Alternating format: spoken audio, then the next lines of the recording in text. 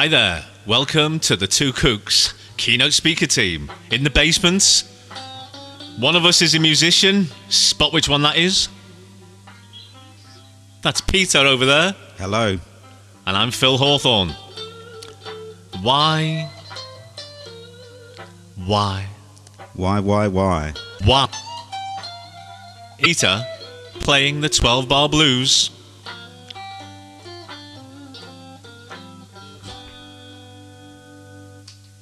Okay, what was that for? What? I have no idea. We're talking about the blues, I think, Phil. So, of course, some people are highly motivated at work. There's the sort of keynote speakers that do the high five thing. But actually, we always look at the dark side of motivation as well. There's why don't people work? I think that's much more interesting. It's like the Morrissey song. I was looking for a job, I found a job, and heaven knows I'm miserable now. So I think we want to explore both sides of this motivational coin or triangle. Could you lead us through Maslow's work on this in this area? But here's a beautiful diagram for Maslow's hierarchy of needs. As produced by Pink Floyd. Pink Floyd, yes. We don't think one of them stole it from the other. But at the top we've got self-actualization. Just below that is actually, what do we do with people to keep them motivated? We give them a bit of a pat on the back. Is that important? In the absence of all of the things in Maslow's hierarchy, people are demotivated. So we have to talk about motivators and demotivators. How can we get more out of those around us? Makes us think with music, can make us think if we look at the metaphors and stories that I've got from interviewing people who run restaurants. So Maslow didn't mention money, did he? He missed that out of his hierarchy for some reason. He left that bit to Prince, didn't he? Who did say that money don't satisfy, but shown off pay for the search. Which is a nice way of doing it, and it shows you how many ideas we can get from great music.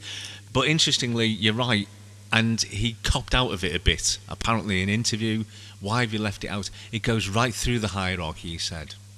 So who took it up afterwards? The person no one can ever remember the name of or how to spell it, Hertzberg. Mm-hmm. What did he have to say then? He talked about motivators in two different levels. There's ones that he called hygiene levels that he said had to be present to make things happen. And only once you've got the hygiene level right could you move on to truly motivating people. Think of the metaphor of a really bad kitchen in a restaurant. We've got one here. So we've got things going off in front of us. But what are these things doing here? They're showing that food is important in life. Oh, okay. Okay. As is music, and music may be the food of love. Indeed.